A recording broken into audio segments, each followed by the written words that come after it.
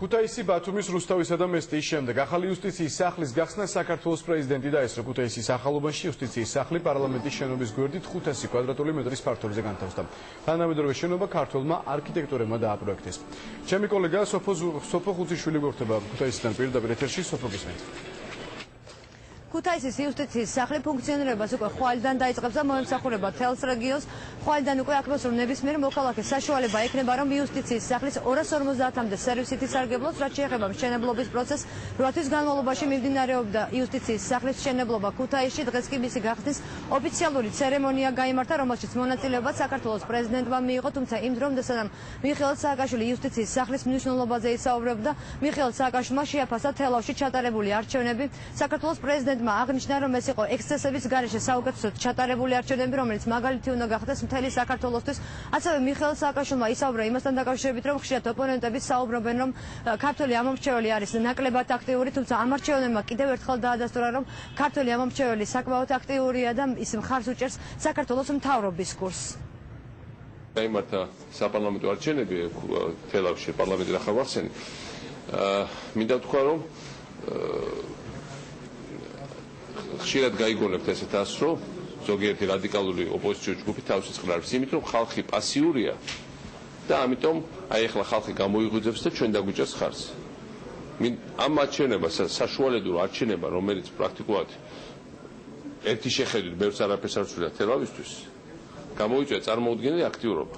რითაც დადასტურდა, რომ ხალხი არა მხოლოდ პასიური არ არის, ხალხი არის ძალიან აქტიური და ხალხი პრინციპში აქტიურად უჭერს ხარს დღევანდელ კურსს. ეს არ ნიშნავს, რომ ხალხი უჭერს ხარს კურსს ბრმად ან კრიტიკის გარეშე, ან მას მოეწონება თვითკმაყოფილი და რაღაც ბედნიერი თავი. როგორ შეიძლება თვითკმაყოფილი იყოს, რომ ამდენი გაჭირება, უბედურება, უმუშევრობა, მათ შორის ამ ქალაქში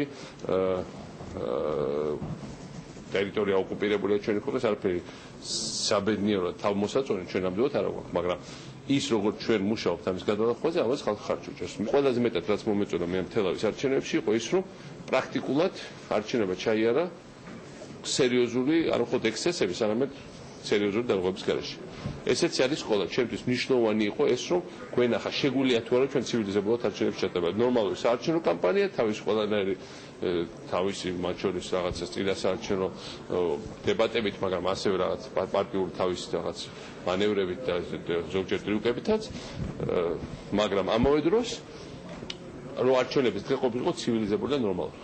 და თელავის ხოჭს არ იყო ყოველთვის ადვილი რაიონი, ყოველთვის იყო იქ ბევრი ნებათაღელო. ასე რომ ეს უნდა იყოს მოდელი, აი როგორც თელავის ჩაიარა შვიდად, როგორც არ უნდა იყოს შემდეგ საპარლამენტო არჩევნების, რომელიც მოიყვანს ამ პარლამენტს.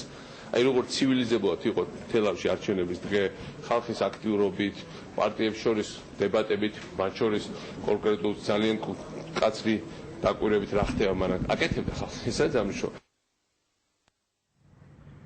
რაც შეეხება იუსტიციის სახლს, მისი გახსნის ოფიციალური ცერემონიის შემდეგ მიხეილ სააკაშვილმა პირადად დაათვალიერა შენობის ინტერიერი, ასევე შეხვდა ქუთაისელ სტუდენტებს, პირველ კურსელებს და გადასცემად ID ბარათები. ეს სტუდენტები არიან, რომლებმაც ეროვნული გამოცდების წარმატებით ჩააბარეს და უმაღლესი ქულები აიღეს. ამის შემდეგ მიხეილ სააკაშვილი იუსტიციის სახლიდან გარეთ გამოვიდა და შეხვდა იმ მოსახლეობას, რომელიც აქ იყო შეკრებილი მის სანახავად. მიხეილ სააკაშვილმა ისაუბრა იუსტიციის სახლის მნიშვნელობაზე და აღნიშნა, რომ ეს არის ძალიან წარმატებული პროექტი, რომლისგანაც მაგალითს უცხო ქვეყნებიც კი იღებენ. ასევე მიხეილ სააკაშვილმა ისაუბრა ქუთაისის განვითარებაზე და აღნიშნა, რომ იუსტიციის სახლის შემდეგ გაიხსნება აქ მთავრობის სახლი, ასევე პარლამენტი და ქუთაისი იქნება საკმაოდ დატვირთული ფუნქციურად. და ეს არის სტუდენტები, ვისაც უნდა გადავცეთ ID ბარათები. ID ბარათები თქვენ რომ გამომეთქვა. ID ბარათები. გადავიდე. ბოჭო, პეროს ის პრეზიდენტ ხარო გვინდა რომ პეროში გადავიხოთ, წარმოგიდგენთ მაგალითად. როგორც გითხრეს საფრანგეთის დელეგაციას მარია კოლიაშვილი. ნინო. ეს თავის ჩასადები. რამდენი მოიწე თქვენ რამდენი ქულები აიღეთ? აი ეს არის 100%-იანი დაფინანსება, ვის მიიღეს ანუ საუკეთესო. და საჭირო. რა მოგონდა? ხუმაინდა. Well, that's such a good thing. Well, FPG გამოგები. ჩვენ დაპირება, ჩვენი გეგმა რომ ქუთაისი გახდეს საქართველოს არ მხოლოდ საპარლამენტო დედაქალაქი, არამედ მეორე დედაქალაქი რეალურად და ეს ნიშნავს იმას, რომ აქ ბევრი ფუნქცია გადმოვიდეს, სრულდება რეალობაში. ესე იგი, აქ თქვენ უკანონმდებლობთ საქართველოს კონტროლის პალატას. მინდა ვთქვა, რომ მაინც ჯერჯერობით პრობლემატურია, რომ კონტროლის პალატა ნაწილობრივ არის გადმოსული. ჩვენი ამოცანაა, რომ კონტროლის პალატის როცა პარლამენტის კონტროლის პალატა პრაქტიკულად თელი შემადგენლობით გადმოვიდეს ქუთაისში, აქ მეტი დიდი ნაწილია დღეს გადმოსული. მეორე იმის უკან თქვენ ხედავთ საქართველოს მთავრობის ახალ სახლს, ძალიან ლამაზი და სერიოზული ოფისია, იმიტომ რომ პარლამენტში მთავრობა ეს იქნება პარლამენტის მიერ დაკომპლექტებული მთავრობა ახალი კონსტიტუციით და ამიტომ ეს მთავრობა იქნება მუდმივად ახლოს უნდა იყოს პარლამენტთან, მუდმივად უნდა აბაროს ანგარიში. საქართველოს მთავრობის სახლს ჩვენი ტრადიცია ჩვენ მე ჩავებარებ 23 ნოემბერს. ამიტომ ღამეებიც უნდა იმუშაონ ხა დაამთავრონ დროზე.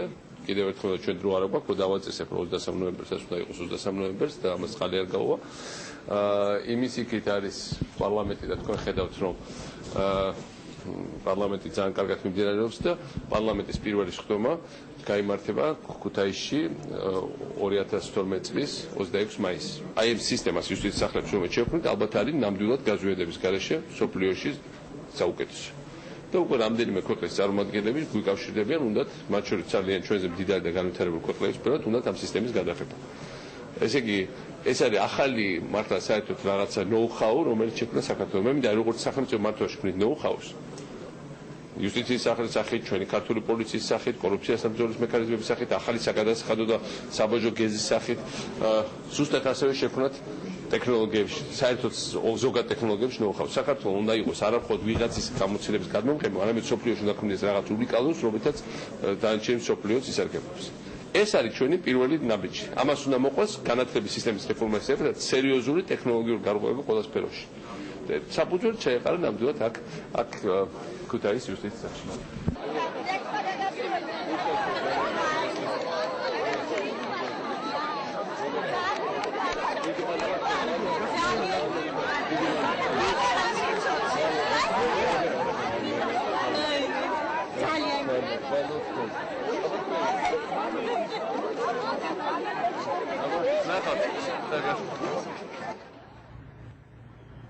რაც შეეხება იმ სერვისებს, რომელთაც ისარგებლებენ იუსტიციის სახლში მოსული მოქალაქეები და ასევე რა სიახლეები დაინერგა ქუთაისის იუსტიციის სახლში, ნახეთ ჩვენი სიუჟეტი. იუსტიციის სახლი ქუთაისში ქორწინებით გაიხსნა. ახლად შექმნილი ოჯახის ქორწინების რეგისტრაცია სწორედ ახლად გახსნილ იუსტიციის სახლში შედგა. ქორწინების ცერემონიას პრეზიდენტი მიხეილ სააკაშვილიც დაესწრო. წყვილს ოჯახის შექმნა პირადად მიულოცა. ტრადიციულ იმერულ ქორწილამდე იუსტიციის სახლში ჯერ საზეიმო ხელისმოწერის ცერემონია, შემდეგ კი შამპანიურების წვიმა იყო.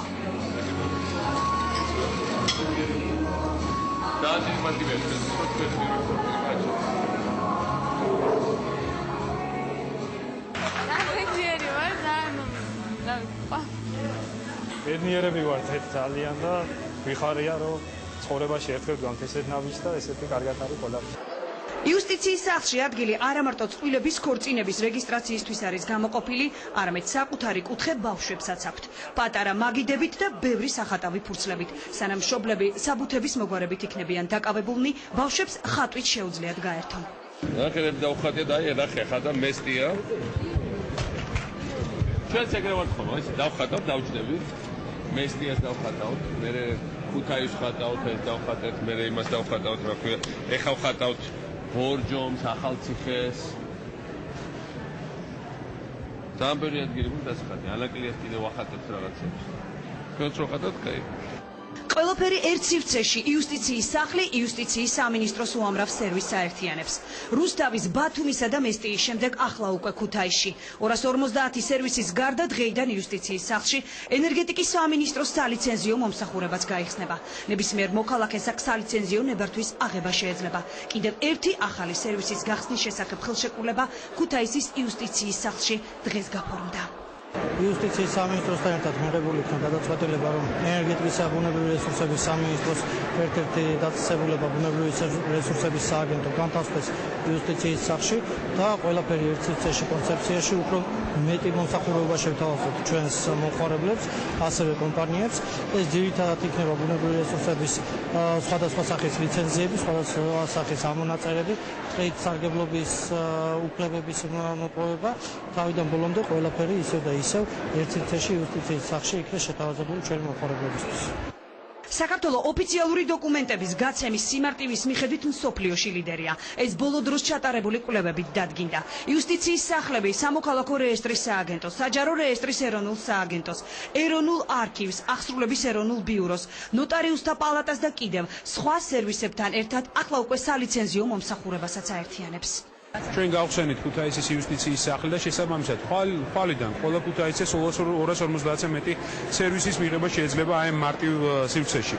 რაც ყველაზე მნიშვნელოვანია, ისევე როგორც ბათუმის და რუსთავის იუსტიციის სახლები, ქუთაისის იუსტიციის სახლიც იქცება საერთაშორისო ინტერესის ცენტრად, რადგან ძალიან ბევრი უცხოელი ჩამოდის, ვისაც აინტერესებს რეფორმები, რომელსაც ჩვენ ვახორციელებთ სწორედ აი ამ პროექტის სახით. ძალიან მნიშვნელოვანია არა მხოლოდ იმიტომ, რომ ეს შენობა არის ერთ-ერთი საუკეთესო თავისი არქიტექტურული თვალსაზრისით, არამედ ეს არის მნიშვნელოვანი, იმიტომ რომ აქ არის ნამდვილად გამარტივებული და ერთ-ერთი ყველაზე უახლესი თანამედროვე სერვისი, რომელიც შეიძლება მიეწოდოს ჩვენს მოქალაქეებს. ყველაზე მთავარი რაც არის, აქ მუშაობს დაახლოებით 300 ადამიანი, აქედან დიდი უმრავლესობა არის ადგილობრივი, ჩვენთვის ეს მნიშვნელოვანია. ეს უკვე მეოთხე იუსტიციის სახლია, რომელიც საქართველოში გაიხსნა. იუსტიციის სამინისტროს მომსახურებით სარგებლობას მალე მთელი ქვეყნის მოსახლეობა შეძლებს. იუსტიციის სახლები ყველა დიდ ქალაქში აშენდება. ქუთაისის იუსტიციის სახლის ოფიციალური გახსნის ცერემონიის დასრულების შემდეგ დრო დაეთმო არაოფიციალურ ნაწილს. ქუთაისის სახლის იუსტიციის სახლის გვერდზე მოწყობილი იყო სპეციალური სცენა, სადაც გაიმართა მგზავრების გალა კონცერტი და საღამოყი ფეიერვერკით დასრულდა. ეს იყო პირდაპირ ჩართვა ქუთაისიდან, ჩემი კოლეგა სოფო ხუციშვილი საუბრობდა ეთერში.